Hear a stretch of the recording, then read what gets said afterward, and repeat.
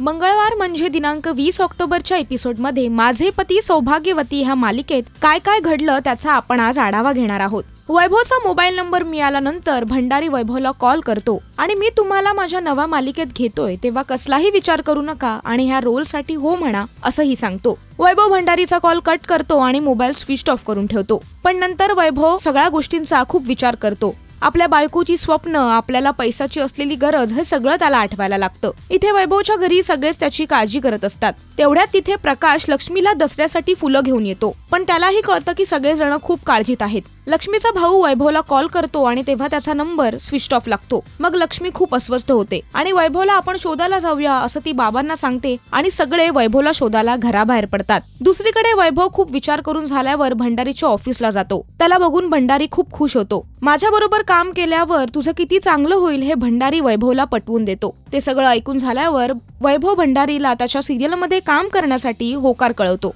भंडारी खूप खुश होतो आणि वैभवला मोबाईल गिफ्ट करतो। नंतर वैभव तिथून निघून जातो। इथे वैभवच्या घरचे सगळेजण वैभवला शोधत असतात। भंडारीच्या ऑफिस मधून बाहेर पडल्यानंतर वैभव घरी कसं जायचं ह्याचा विचार करत असतो। लक्ष्मीला कसंही करून घराबाहेर काढलं पाहिजे असंही तो ठरवतो आणि तिला कॉल करतो। लक्ष्मी वैभवचा कॉल आला म्हणून खूप खुश होते, पण वैभव तिला कॉलवर काहीच सांगत नाही। घरी आलं की सगळं सांगतो असं म्हणतो आणि तिने जास्तीत जास्त वेळ बाहेर राहावं म्हणून तिला आईस्क्रीम घेऊन यायला सांगतो। आता वैभव लक्ष्मी घरी पोहोचेपर्यंत स्वतःच्या मूळ रूपात येणार का? लक्ष्मीला आज सगळा जो घडलेला प्रकार सांगेल का?